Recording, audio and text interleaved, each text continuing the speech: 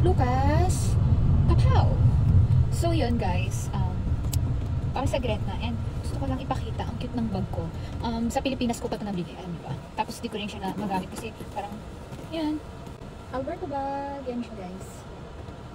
Kasi magaganda yung bag ng Alberto, alam niyo ba? Tapos ito yung bag strap. Tapos meron pa itong isang strap guys, ang cute niya. Sa ako na lang ipapakita. What's in my bag? Sinangganap natin for today's video. What's in my bag? Siyempre, meron akong wet tissue. Pinakamahalaga kapag aalis ay wet tissue.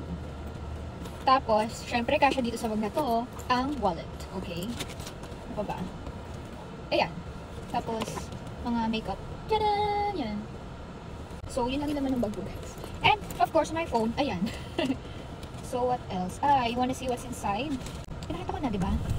I mean, yung mga, bulsa. Yung mga packet ng bag. So, ayan, meron siya dito. Yan. Ganda niya, di ba? Ayun. Bukasan siya. Yan. Yan yung packet, guys. Tapos, meron pang isa dito. Yan. Ganda ng bag niya, guys. Pwede mo siyang lagyan dito, guys, ng kaek-ekan. Yan. Yan siya. Meron pa pala siyang bulsa dito. Yan. Sa gilid. Kasi yan. Ganyan. So, yun lang.